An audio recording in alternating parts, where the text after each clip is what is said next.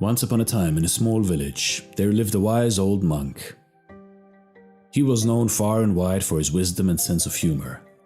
One day, a young and eager student named Sam approached the master and said, "Master, I want to learn the secret to happiness and success. Please teach me." Master Situ looked at Sam with a twinkle in his eye and said, "Very well, young one. But first you must complete a simple task. Go to the market and buy the biggest, juiciest watermelon you can find. Then carry it on your head and walk through the village without dropping it." Sam was puzzled, but determined. He went to the market and found a massive watermelon. Balancing it on his head, he walked through the village with utmost concentration. As he passed by, people couldn't help but laugh and cheer him on. Some even joined in, clapping and making funny faces. Finally, after a bumpy journey, Sam reached Master Situ's hut. The watermelon was intact, and Sam was relieved. He looked at Master Situ, expecting to be praised for his accomplishment. But Master Situ burst into laughter. "Well done, young one," he exclaimed, wiping tears of mirth from his eyes. "You see, the secret to happiness and success is simple. Just like carrying that watermelon, life can be full of challenges and unexpected twists. But if you face them with a light heart and a sense of humor, you will find joy, even in the toughest moments." Sam couldn't help but laugh too, realizing the wisdom in Master Situ's words. From that day on, he approached life with a smile, facing challenges with the same determination he used to carry that watermelon. And whenever he felt overwhelmed, he would remember the funny watermelon lesson and find the strength to keep going. You see, in life, in your life, embrace challenges with a sense of humor, and you will find that life's journey becomes a joyful adventure filled with laughter and success.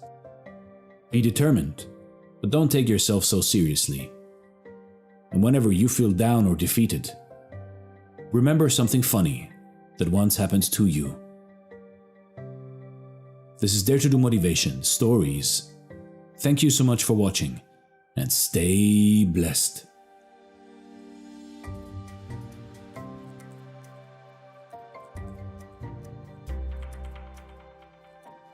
All right, good evening and happy spring once again. Welcome to our first storytelling contest, Tell Yuh Story 2025. I'm Priscilla Ramcharan, the founder of the West Indian Women Network and Project Love Global. And with the success of our Read Ya Ting poetry contest, we thought it was only logical to introduce one on Tell Your Story, Unleash These Stories. As usual, we are delighted to present you with incredible talent tonight. Our goal is to showcase our storytellers from the Caribbean and to bring you, incredible audience, a fantastic event.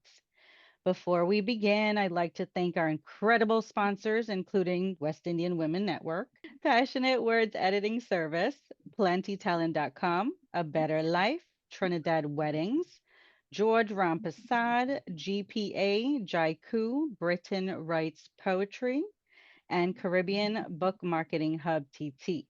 We greatly appreciate the support and look forward to future endeavors. Please allow me to introduce our judges, myself, Gavin Luke, and Crystal Thomas. They will be judging based on clarity and cohesion, originality and creativity, consistency to theme, and conclusion. As for the prize structure, we'll have 10 prizes in total, and there will be a first, second, and third place prize. We're giving the audience a chance to vote for their favorite contestant in our People's Choice voting. So, prize structure, all contestants will get a copy of a PDF Exercises at Work, courtesy of my colleague in Brazil, Alessandro Goncalves. All contestants are invited to be interviewed by myself, West Indian Women Network. Third place prize, right with me, Priscilla, and a copy of my Mindset to Self-Love PDF. and then a free e-magazine from trinidadweddings.com. Second place prize, George Ramprasad CD, networking opportunity as poetry is a business with Jaiku Poetry, and a free copy of the e-magazine from trinidadweddings.com. And the first place winner, Better Life, $30 Amazon gift card, feature on Plenty Talent, Caribbean Book Marketing Hub TT free consultancy session, and then also the free e-magazine from trinidadweddings.com, of course. The prize for the People's Choice, which will be voted by our live audience, will be an interview with me for West Indian Women Network. Lastly, a friendly reminder about the key rules. Entrants must be 18 years and over. Must be from the Caribbean or Caribbean diaspora. Stories can be topic of choice, one entry per person, maximum length of poem delivery, 3 to 4 minutes. Works must be originally created by the participant. Content must not include profanity, sexual content, inappropriate or offensive material to the general public at large. Must be on screen when reciting or reading your poem. Contestants, special thank you for your participation. Remember to say your name, which country you are from. Slowly say the name of your story. When you are finished, say end piece. So take a deep breath. Everyone mute yourselves. And our first contestant will be Kirtan Monroe. Okay, thank you. Hi, my name is Peter Mono. I'm from the island of Trinidad, and well, what I'm reading today is my story of a traumatic event that occurred while I was a med student in UV Mona. The shouts and cries of my mother alerted me. What's wrong? I asked her, expecting to hear bad news, perhaps like someone had died. With tears in her eyes, she handed me a sheet of paper, which I tentatively took, wondering if I really wanted to see what caused her reaction. To my great ecstasy, the sheet of paper was the letter stating that I had been accepted into medical school at UWI Mona campus. And like poetic coincidence, the song Welcome to Jamrock was playing on the FIFA game I had been engrossed in earlier. How ironic, looking back. Now let's fast forward to actually being in Jamaica. I was away from my family, friends, and brethren, but the thought of living my dream, studying to become a medical doctor, made any sad feelings obsolete. In retrospect, that was my first mistake. I should have filled the void loneliness created by clinging closer to Christ. Yet I was on top of the world, riding high on a sequence of wins prior to this ultimate success. I had gotten the best Unit 2 Cape results at my high school, Trinity College. I had two singles on the radio as my gospel artist career had just begun, which I put on hold to pursue medicine in Jamaica. I was youth president at my church, which I also had to relinquish.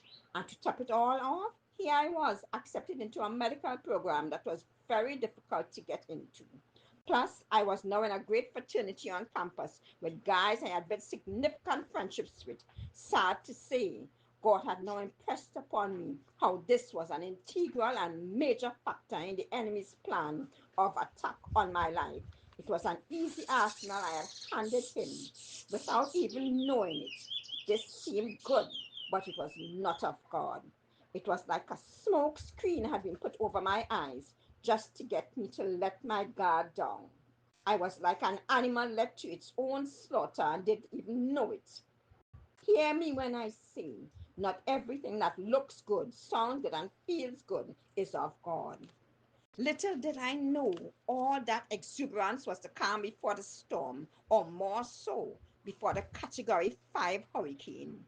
I made it through 4 semesters in medical school. At that point, I adapted well to the program and was even recognized as one of the best in my year. We had just progressed in the program to making rounds in the hospital attached to the university. Interestingly, I would always see this very sick young boy showing up on himself, and time again I would try to guess within myself what his illness was. I could not have imagined that in less than a month I'd be on the hospital bed right next to him. The ominous irony of it all. In fact, that boy who looked no more than 13 years old died, and doctors had no medical explanation for the cause of his death. With my official medical career looming before me, I asked a senior doctor to assist me in my studies during semester break.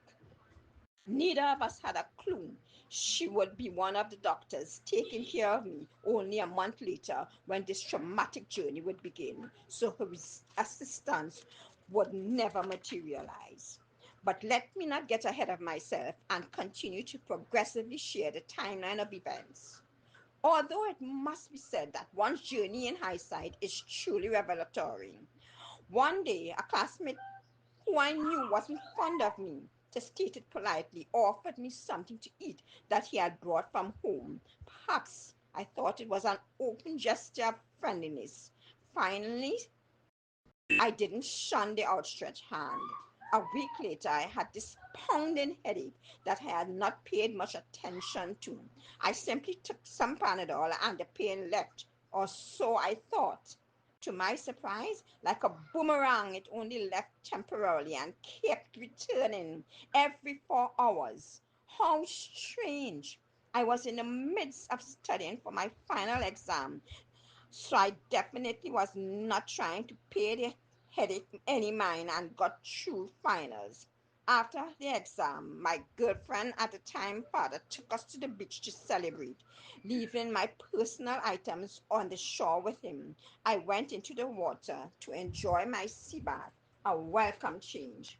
The words from my mother's soothing voice silently echoed in my ear as I had called to her to tell her I got to the beach safely.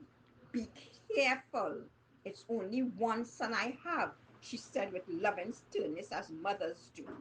Now I thought that I was as careful as could be, unaware that danger was about to make an appearance in a way I was not prepared for. Very nice. So next up, we have Amina Ali. Are you here tonight? Hello everyone, my name is Amina Ali. I'm from Trinidad, and the title of my short story is Along the Way to Miss Pauline's. So I shall begin. Her name was Miss Clementine, and she used to live on the hill near the Ramdials, but no one has seen her since. Some say she committed suicide, some say she's an Obia woman who practiced too much Obia where the spirits come and took her, a part of a sacrifice of some sort. The village made up a lot of ridiculous rumors to the point where no one knew what truly happened to Miss Clementine. Only I know that Mr. Kevin Ramdial may have a fair idea what truly happened to her that night. Hey Ma, I need you to go to Miss Pauline's for me to collect a bag of vegetables she has for me. My mother shouts as she barges into my room, opening the curtains to allow the sunlight to pool in. It's Saturday. I assume you don't have any classes today. Plus, you have been lying down on your tail whole lot today. Time to get up and take some fresh air. My mother complains as she exits my room. Do I have to go now? I whine. If only my mother had an idea of the real cause for spending the majority of my time doing everything on my bed, from eating, sleeping during university work to leisurely watching my Korean K dramas.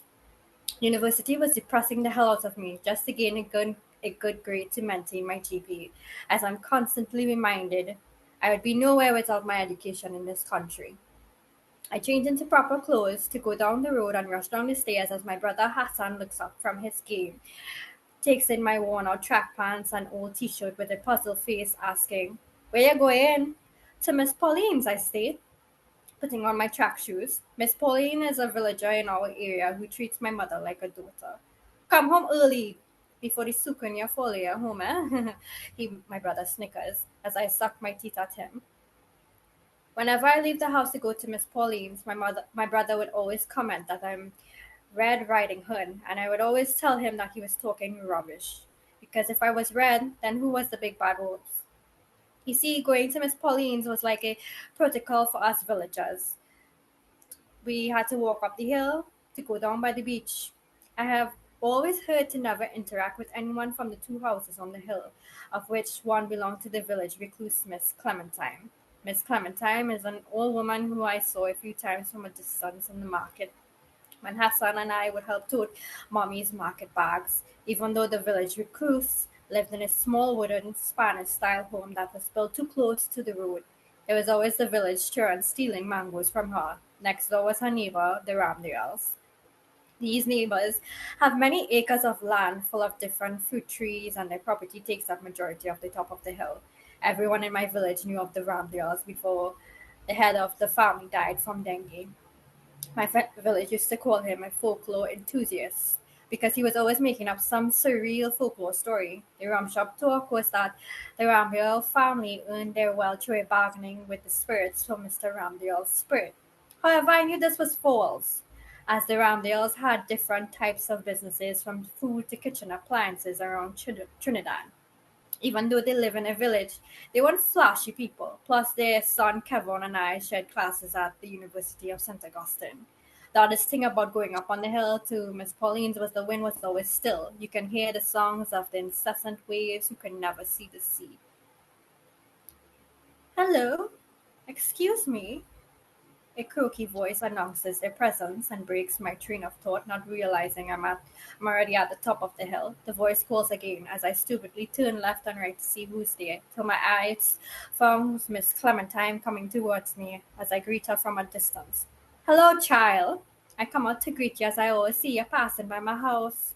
However, a word of advice, my dear. You should learn to make your trips earlier because you know long-time people like me believe in them evil spirits that come out as soon as the sun sets for night, she says as she flashes me her wrinkled smile. I timidly nod at her, ignoring her scare tactic.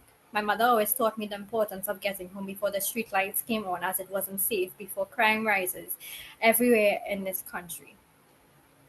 I may live in a village, but there are sprangers, stray bullets in passing, and creepy beady eyes who look with plans to attack anything feminine. Mother always reminded me to carry my alarm or pocket knife alongside my bravery for not being afraid to kick them when the sun don't shine. I have heard. Well, I have to go. Nice seeing you, and take care. I blabber as I walk away from her. Miss Pauline! I called for her outside her unpainted home. A common child! I hear her shout behind the tin walls of her home. I was sleeping, she grumbles. Before you go, I want you to help me to remove these boxes in my attic. It's old magazines and old books that many have up there. You can take them. She gestures for me to enter home. I agree, as I suspect she probably knows I won't ever turn her down since she lives alone. All her children moved away, so she has no one to do anything for her apart from herself, even though she's still active in her late 50s.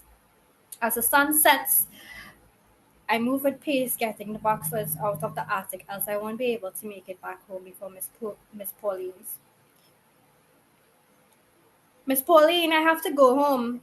The street lights and them are starting to come on. I will come back next time at an earlier time and help you, I assure her. Okay, child, but first let me give you some cookies to carry with you. As I leave Miss Pauline's, I know before the time I reach up the hill would be night. I already feel a sense of dread of having to walk in the dark alone.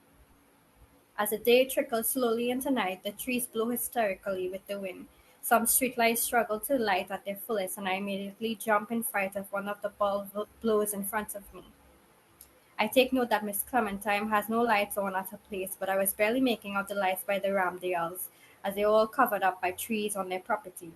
I feel on edge, not because I was scared of a little darkness, but because I feel something or someone is out there in the darkness looking like a predator watching me. Hello? I called out. I received no answer, but I slowly find my vision becoming blurry and start to lose consciousness. I don't know how long I was out, but I'm immediately hit with a strong, rotting smell that invades my nostrils as I wake up. I try to stand only to realize I'm tied to a chair. I whine and struggle as the ropes dig through my skin. I scream, I plead, I beg. To no avail, no one comes to my aid. I'm truly doused in realization that I am possibly kidnapped with no clue where I am. Tears fall free down my face as I come to my senses and take a look at my surroundings. I sense I'm in someone's disheveled living room, vigorously looking around to see if Mommy's bag of vegetables with the container of cookies and books from Miss Pauline's are in my sight. But I don't see them. I'm left alone with my thoughts and a loud ticking of the clock. The kidnapper's telephone rings throughout the walls of the house as I realize I'm at my doom, where no one could possibly find me or my remains. Time passes by until I hear the lock on the door being played with incessantly. Till I hear it open, I say, quiet as a mouse, as much as my heart thumps loudly only for my ears to hear. I see none other than the village girl's crush, Kevin Ramdale, walking through the archway of the living room. He has a black bag that seems too heavy to carry on, till he turns my way. Please help me, I beg, as he rushes over to me. We need to leave immediately before she comes back. Who, I say. He gives no response but helps me to my feet, tugs me out of the room into the next one, which I assume is the kitchen. The rotting smell is strongest here, and he opens the black bag that he has and hands me a pack of salt. He instructs me to start sprinkling the salt on the floor, which I give him a questioning look. It's to protect us if Miss Clementine comes in and finds us and decides to end us in a rampage. The salt will help to protect us, I hope. He trails off, throwing salt in a huge porcelain mortar where the rotting smell is coming from. What's in there?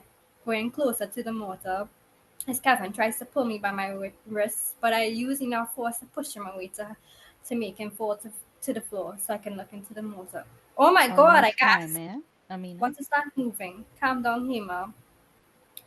That should be good. You can't go home as yet. What do you mean I can't go home as yet? Do you have any idea what time it is? My mother is probably looking for me. You can argue with me later. Let me fix this lock, then we'll go to my home. I can't let you go home. You probably won't even make it back in one piece. Tomorrow I'll drop you home. So, how do I go? Do I go to the police after and tell them what the supernatural took you? You mean Miss Clementine is a supernatural as quick? You're probably going to be on a haunt list. What do you mean haunt list? All I did was get stopped by her and respond to her. I mean, as you know, it's common to respond to your elders. Let's hope the salt works, he just says. What am I supposed to tell my mother? I can't tell her that I was with you for long hours, especially a boy. What's the harm with me being with you? I would take the blame for you, plus you've always been my favorite girl. It's not funny, you people like commas. How did you know someone was in our house? I didn't. And I wasn't stalking you. Okay. Also, does your family know about this? No, but I once told my brother Roy. He told me to leave it alone, else I would end up like my father. Now you know her secret. She would not let you. She would not leave you alone. Are you trying to scare me? Maybe I should be. Okay, okay. From that day on, I never saw Miss Clementine or Kevin again. I begged my brother to go to his home and ask for him, but however, I was in a temporary housebound by my mother after that eventful day. Amina? And peace. Fantastic. Thank you. Awesome. You're welcome. We're gonna go into our intermission right now, and then we'll come back with the rest of the contestants. So fantastic job, storytellers. We do have really incredible talent here. So let's take a moment to enjoy some entertainment. We have Britton Wright, who is with us for our Read Your Thing. Britton Wright is a poet who hails from Stony Hill and currently resides in Manchester. All right. Britton's style of poetry is heavily influenced by his passion for music and the love for his rich Jamaican culture. His pieces speak on a vast array of topics such as love of country, appreciation of the divine feminine, sensuality, and nature and mental health. For him, poetry has been a passionate medium through which he tells stories, expands his comfort zone, finds deeper connections with like minds, while discovering joy in the therapy of the creative process as well as spreading cultural awareness and positivity. So please welcome Britton Wright. Can you hear me? Hi everyone. I'm just gonna do a piece that doesn't require musical accompaniment. It's fine. Okay. Thank you. No problem. Said I don't know if I'll be in charge, if I ever sign, but I know I wanna take you somewhere tonight. Girl, I don't know if I'll be in charge, if I ever sign. But I know I wanna take you somewhere tonight. Scent you are. Me get inebriated off. Me get inebriated off exhaling the scent of you. If me could, me would have spin you up in a centrifuge just for the ride, the varied notes of your fragrance. Bold and blatant, me can't get enough. Me self-control handcuffed, car me feel to stop trail your ambrosial aroma. Woman, your ambience have to go put me in a coma, cause I'm like a Cassie song. You smell sweeter than the garden down a Castleton with heavenly, and not as if a Hennessy or Appleton no got it strong like the essence. Yes, it's true. Needless for preface, my preference is you. And if you ever let me through this gate and make we do this date, guaranteed me would have lose the state of blue. Lady, please don't misconstrue this man's view for the shallowness of lust. Me challenge you for channel and adjust your perspective. Don't default to the pre-selected notion that all we want is a quick dip in your ocean only for cut the morning after. NASA, my plan for thoroughly tour and explore your vibrant reefs and probe deep beneath the surface of your mental scape. Find rental, set escapes to scenic spaces, lush and green, where we can unearth not unseen components of each other's beings. What could be as freeing as this, Miss? And though we hail from distant districts, please don't dismiss my advances. Chances are we could take a trip, park the car, and talk to stars. Not celebrities, but gazing into the depth of the night sky, together all bright-eyed and fascinated by the variations of constellations. Conversation stretching across the sprawling expanse of the Milky Way as you and I lie truthfully, holding hands like irreplaceable memories, fruitfully garnished by the richness of nature's energies. Said I don't know if I'll be in charge, if I ever side, baby. But I know I wanna take you somewhere tonight. Girl, I don't know if I'll be in charge, if I ever side. But I know I wanna take you somewhere tonight. Scent. Sua, and peace. Wow. We just need a whole concert with you. Thank you so much. Yeah, thanks for having me, everyone. Woo. Blessings. Absolutely. Thank you. All right. Wow. Amazing. So let's continue with our contest. I just want to remind everybody 3 to 4 minutes so that I don't have to interrupt you. But you're doing really well. So let's see who's next. Woohoo! Lynette Rabsett. You ready? Good evening. I am Lynette Rapsat from the Virgin Islands. This story is called A Paltry Poultry Tale. Eglantina was brooding when she heard a commotion outside the dilapidated septic tank where she made her home. It was situated under a cottage mango tree where she had access to shade and fruit when in season. She peeped out and saw Henrietta squawking and flapping her wings. Eglantina paid her no attention. A hen has a lot on her mind. Eglantina had been on a laying spree. She had 7 eggs to care for. The din got louder, and Henrietta's exclamations and expletives became clearer.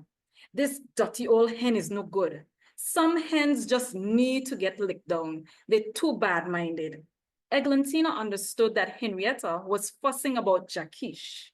Eglantina and Jacquish were married for some time and had several broods of chicks. However, Eglantina was not fazed by the one hen uproar.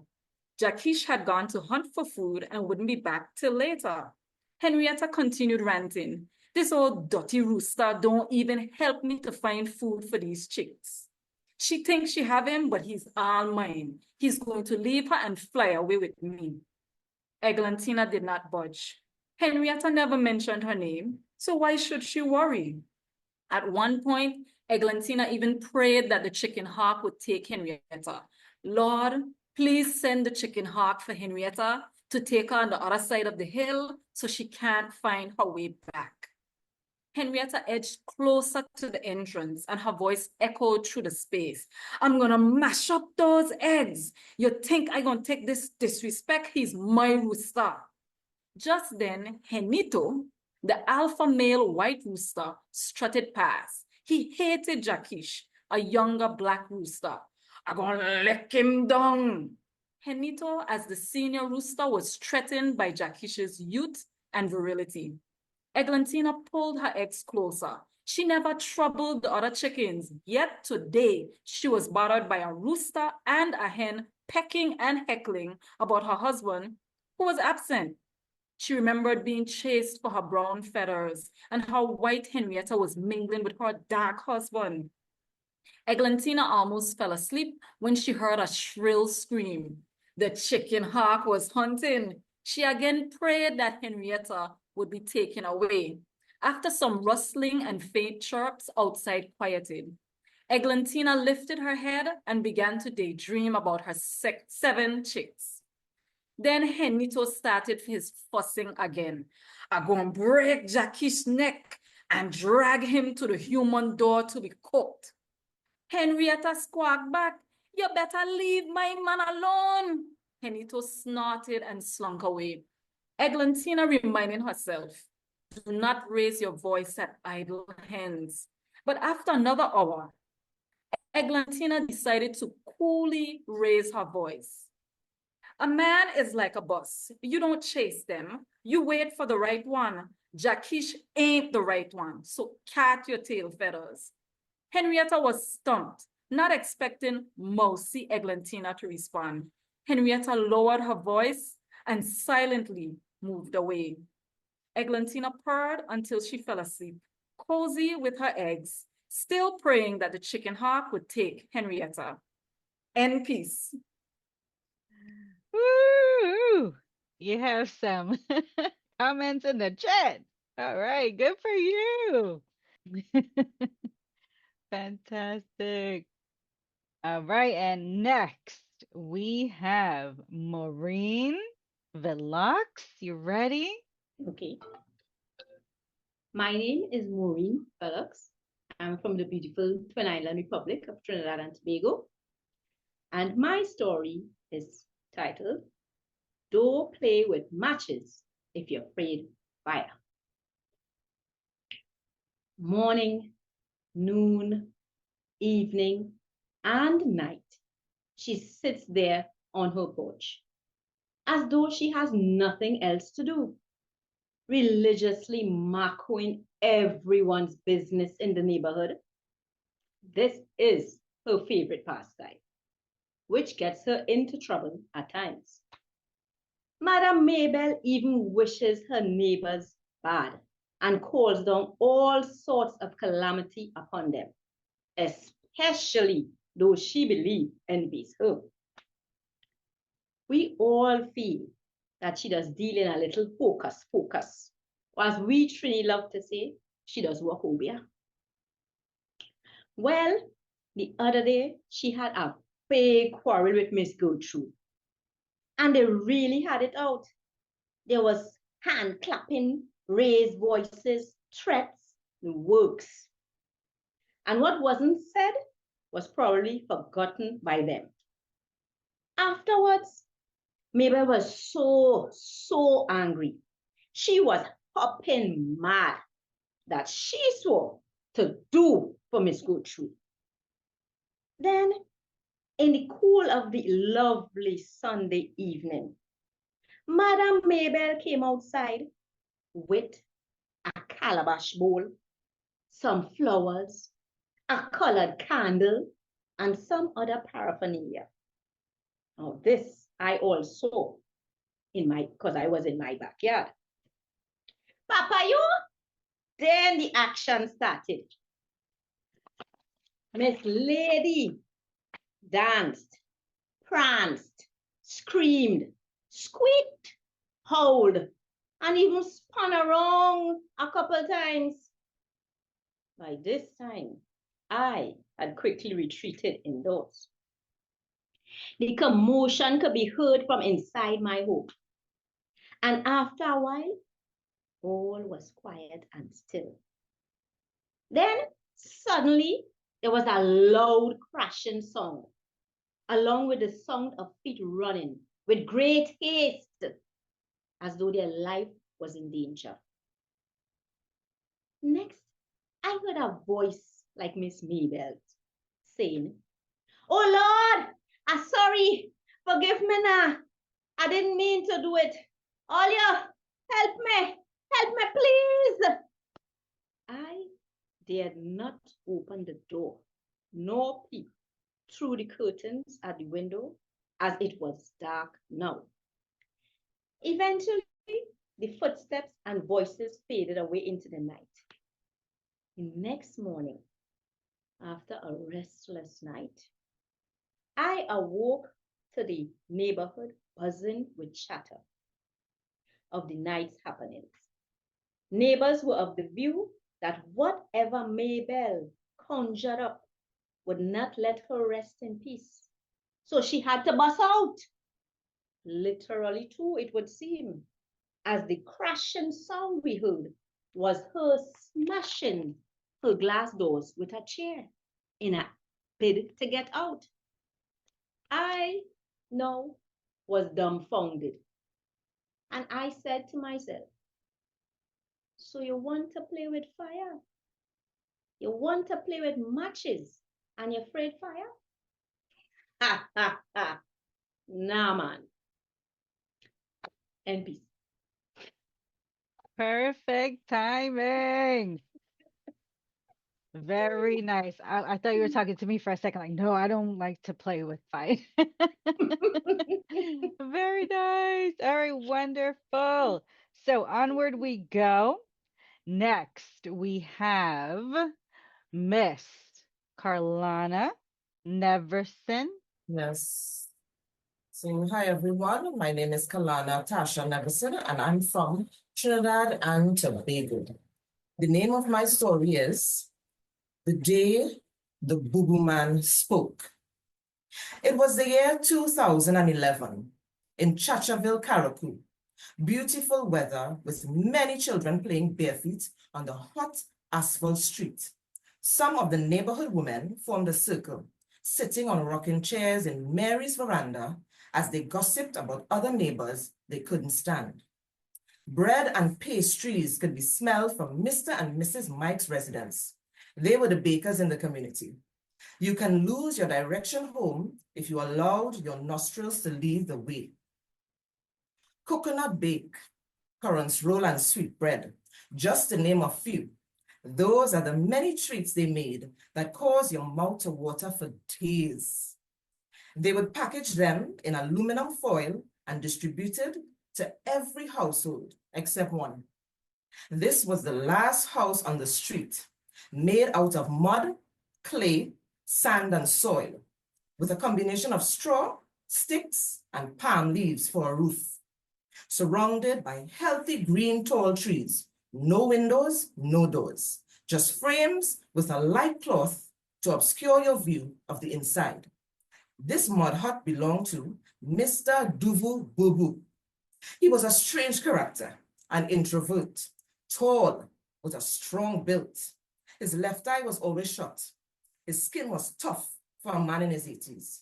It was almost as if the earth shook when he walked.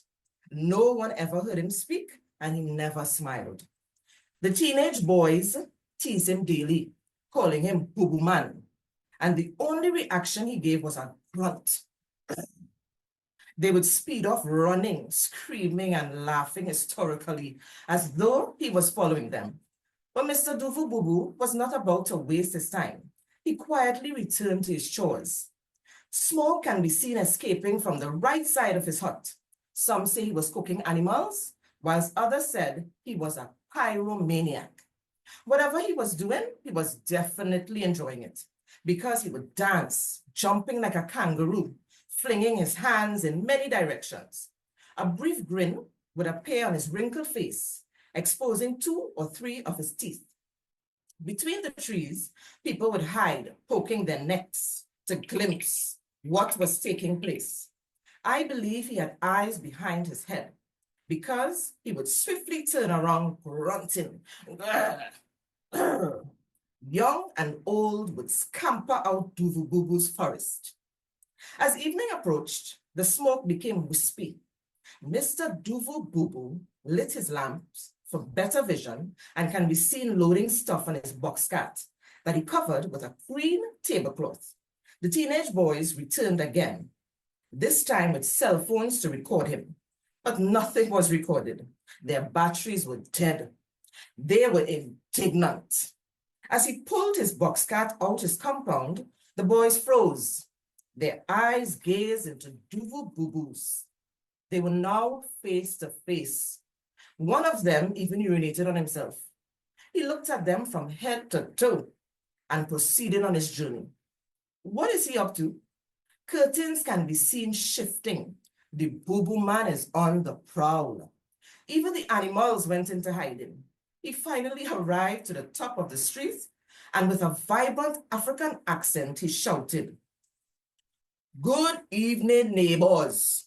I bake cassava bread in my Dutch oven and would love to share with all of you." Chachaville was silent. He repeated himself, "Good evening, neighbors. I bake cassava bread in my Dutch oven and I would like to share with all of you." One by one, doors were suddenly opened. People formed an orderly line with outstretched hands receiving their cassava bread. Some bit into it immediately with expressions of, wow, yummy. Suddenly, the residents apologized to Duvu Bubu. As he hugged them, he proclaimed, "Apology accepted, oh, end peace." Perfect timing. Fantastic. All right, awesome. So we are getting there. We have our next contestant, Mrs. Devrani Barrios. So my little dabble is Sins from a Generation. My feet pounded the pavement as I tried to run as fast as I could. The eerie feeling kept nibbling the back of my neck, and I was starting to question my choices already. It was 15 minutes after 6, and my grandmother's voice kept ringing in my ears. "Be inside by 6 every evening. It is not safe for anyone after that hour." I had to pause between the fear and the swift movements because I was out of breath. Breathing oxygen deep into my lungs as I stopped to catch my breath, and I needed to get a handle on my fear. I shouldn't have stayed so late at Tasha's house, but the fun was too much. I probably should have stayed there too, but I didn't think of options at that point in time. I just wanted to go home.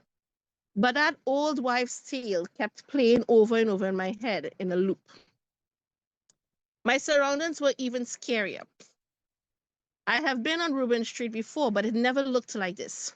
All the houses' shutters were closed tightly. The dogs barked from inside. Even the animals are indoors at this time. Coriol was a small, strange town after 6 in the evening. The street lights came on, but they were dim and offered no warmth or comfort as I tried to look for ways to cut my journey short. I began to move again, hearing the eerie sound of the wind and beginning to regret my evening's choices. I picked up speed, feeling chilly despite sweating from my panicked movement. I'm usually a very logical person, but fear was my dominant emotion now, and the only logic was to get home. But then the bushes at the side of the road rustled. I stopped just to listen for a split second before beginning my sprint again. Just 2 more corners and I am home. Mr. Wilson looked through his living room and I stopped to turn into his walkway, but he quickly shook his head to say no and closed his blind shut. No one will let me in. I began to hear growls now, but it didn't sound like any animal growls. That I could have handled. Nope, this was something else. I picked up speed, deciding once and for all that I would make it home. They will open for me. Suddenly, a quick dark movement darted in front of me, causing me to fall and roll in movement. Pain ignited everywhere, and I tried to stay quiet. I got up, ignoring the protests of my painful body, and I was about to begin sprinting again when I saw her, right there in front of me, blocking my path and sneering at me. Her long flowing hair, her black as night eyes, brown and crooked teeth, and black claws for nails. Her black lacy dress was tattered, and it was a deep contrast to her ashen white skin. I felt as if I was watching a horror movie. Anyone outside of 6 is fair game for me, child, the woman rasped evilly. What are you? Great trepidation filled me as I took in her appearance. Someone did not believe what her elders told her. They know what I am. I was at a loss for words. Of course, my grandmother and grandparents warned me, but no one told me that it was because of this thing. I did believe. I just lost track of time. I remained reserved and brave and looked into my pocket for my pepper spray. By my calculations, I'm a 3-minute run from my home, and I could make it there. I pulled the pepper spray out and unleashed a healthy amount on her, causing her to wail loudly. The sound alone filled me with dread. Using this distraction, I pushed her to the side really hard and began my sprint again. I ran as fast as I could have mustered and prayed that I had enough time. I heard the screams followed by cackling. It was so unsettling to hear, but I couldn't help it. I looked up as I bent the corner from Reuben Street and spotted my house around the bend. I picked up speed and raced, but the crackling was right behind me. My parents were looking out their window, urging me to run faster. My brother Caleb came out with a water blaster and sent a bomb to the minion of hell behind me. All I heard was a scream and the sound of a body hitting the ground. Turning around was not a good idea, so I continued running full speed ahead. Once I turned the second corner, my brother unlatched the gate to let me in and locked it back after I ran in. Straight into the house we went. And that's the end of the first draft. Excellent, Thank excellent. you, guys. Awesome. All right, you guys, I really appreciate your presence and supporting and joining us tonight. We have one more contestant left. So y'all doing really well. Please welcome Robert Gibson of Passionate Words Editing Service. Yeah, Robert Gibson, and I'm from Barbados. There you go. And as I said, I'll be doing this excerpt here, and I hope you enjoy it. My world just stopped. I was dreading this conversation, and I can't believe he would ask me that right there, right now. Oh God, it felt like someone took cold water and threw it callously over the flames of passion that had been fanning all night. My mind went blank for a second. I was unable to form a coherent thought. Why now? My voice was shaky. Well, because I need to know before we go all the way. I can't have sex with you knowing that you are pregnant with another man's child and not know who it is. I think I want this attraction to go deeper. I want to have a relationship with you. I want you to be my girl, so I need to know. Wait, what? You, you, you want me to be your girl? Yes, he said. What does that surprise you? You are fun, sexy, and deep. I love spending time with you. We have a great chemistry, and I want to explore a relationship with you. My face stood stock still, the mask of surprise still evident.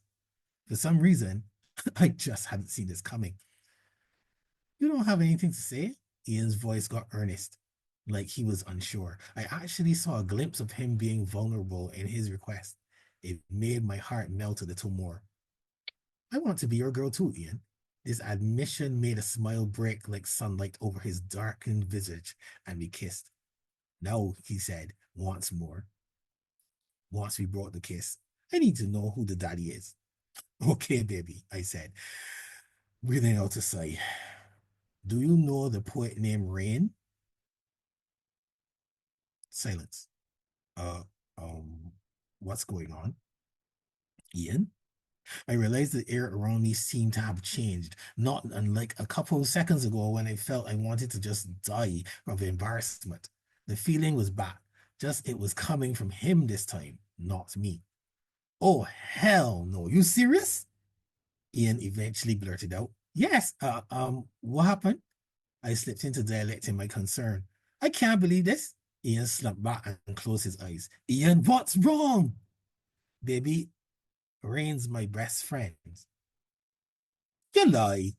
I ain't lie. I even dropped him off to the airport when he went to perform last week. Wow. What the are the odds that I would fall for the best friend of that got me pregnant? Damn. Ian's eyes were still closed. I didn't know what to say either. The silence seeped into the car and deepened, pooling at our feet. Eventually, my voice scant above a whisper, I asked, so where do we go from here? Ian exhaled. I still want you to be my girl, but I don't feel right about making love right now. I understand. We'll need to talk to Rain. He said he doesn't want anything to do with the baby. I tried to get him to acknowledge the pregnancy, to own up to his child, but he refused to talk to me and ran to his overseas gigs. Yeah, for real. That sounds like him, all right. Ian shook his head. I've been trying to get him to grow up and stop being a rebellious child who throws tantrums whenever he doesn't get his way. My mind went blank to when he practically shoved the morning after pill down my throat as I replied, yeah, I can see that too. His hand snaked out and gently took mine. I jumped a little, but after a reassuring squeeze from him, I just let his presence fill me. Unbidden, tears started to trickle down my cheeks. I tried to be as quiet as possible, as we were in semi-darkness. I thought that he would not notice. He might have heard the change in my breathing, though, because his other hand gently found the trickle of tears and he wiped them away, whispering, everything is going to be all right. I wasn't so sure, and I told him so. He answered me, I'm sure, though, nothing happens that isn't supposed to. Really? I don't believe that, I retorted. Why not? And there we go. I would say a piece right there. Good one. I think you missed some of the rules. All right, thank you so much. It was very, very intriguing. Awesome, everyone. All right, Thank so you. once again, I want to thank you all for your time, your participation, your bravery. I know it's not easy to put your work out there, but I'm really proud of each and every one of you. And once again, I'd like to thank our incredible sponsors, including West Indian Women Network, Passionate Words Editing Service, PlentyTalent.com, A Better Life, Trinidad Weddings, George Rampasad, GPA, Jaiku, Britain Writes Poetry, and Caribbean Book Marketing Hub TT. We greatly appreciate the support and look forward to future endeavors. So now the judges are going to enter a breakout room and we'll be right back. So now we're going to do our People's Choice online votes. So I'm going to launch this poll and you choose your favorite storyteller. Okay. Thank you all so much again. So let me announce our third place winner is Robert Gibson of Passionate Words Editing Service. Our second place winner, Miss Lynette Rabsat. Woohoo! And our first place winner is Miss Carlana Tasha Neverson. Where are you? Wow. You are most welcome. Wow. Congratulations to you three. Thank Woo! you. Any comments? For me, Priscilla, I was a little probably fearful. Yeah. Yeah, to attempt a story. So I only wrote this story on Tuesday. And I'm proud of me. And thank you, Priscilla, for encouraging me as well. But yeah, you did Yes. it. Very nice. And I'm so Lynette, happy. I love that poem. You see that egg? Oh my gosh! I said, what is this? I saw myself in the yard with the chicken. That was excellent, excellent. And Robert, Perfect. congratulations. Congratulations. We're so proud of all of you. Thank you. Yes. And Lynette, any thoughts to share? Yes, thank you guys so much for cheering us on and everybody who's here in the audience for supporting us. We appreciate you so much. Congratulations to Carolina and of course to Robert. Robert, seeing you, hearing you, let's go. That story, Gavin Luke would know about that story because I submitted it to him at a much shorter format, and then he had me work on it. It got a bit longer. And when you came up with this Tell Your Story competition, I was like, yeah, Eglantina, Henito, Henrietta, they're going to be the stars. So thank you so much. Appreciate it as always. And congratulations once again. We're just so happy that you all are brave and participate. And that's why we keep doing this, because we have people like you. So it really makes it special. Woo! And Robert, anything to share? Well, I want to thank God. I want to thank, this is the Emmys, right? But yeah, but seriously though, this was I did it on a whim and I'm so surprised. As I tell people, I'm a poet first. I think in verse. And when people told me about writing a novel, I was like, I really and truly was like, I don't even know how to even think in a sentence. But so I mean, the fact of the matter is this book has been out since 2017. So to see it still have a pull all these years later, I'm really happy. So thank you so much for all of this for sure. And Ooh. again, congratulations to all the winners. Well, thank you too. Wonderful, wonderful. So let me see here. Lynette, you stay right there.